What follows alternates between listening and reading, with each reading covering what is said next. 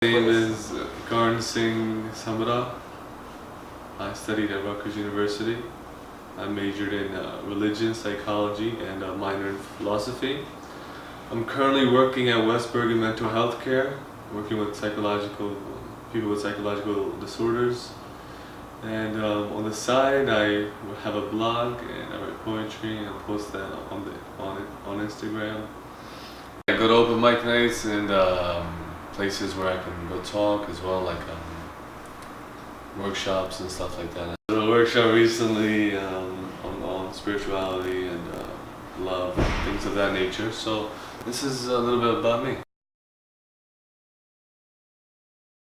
So stress is an outcome of your mind wandering and going into and bringing itself into places that it's afraid of, it's scared and it's afraid.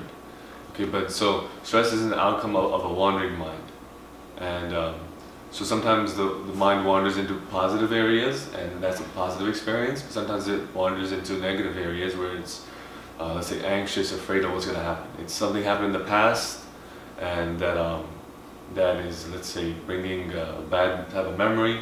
Now, thinking of that past, the mind being in the past, is now being stressed out, or it's afraid of what's going to happen in the future.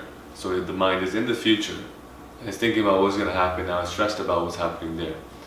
So, but the reason that stress exists is because we're valuing either our body, or we're identifying and valuing either our body or our mind. So what we're saying is that in the future, when I'm going to go do this talk in front of these people, if someone looks at me and says, "Oh, what the hell is he doing?" and so because right there, my value and my importance as a person, that like I want to be respected as a person, which is the concept of the mind, is being challenged because I'm gonna feel embarrassed, or I'm gonna feel that these people, they're laughing at me because of the stuff that I'm doing.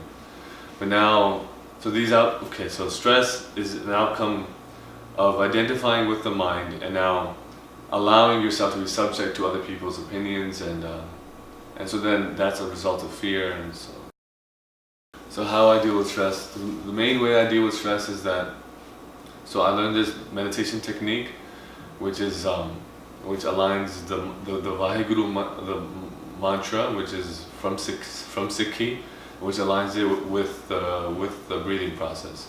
So the idea is that the breath is associated with our thoughts.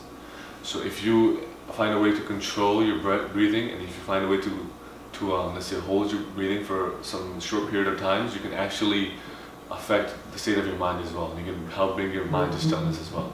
So let's say the technique goes, so it's Va, and now, so when I took that breath in, that He, so it's Va, right there my breath is being held. At that moment my mind is still. So Va, Guru.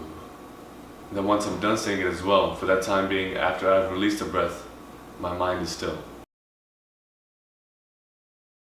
And so those moments of stillness are going to have an effect on my state of mind as well.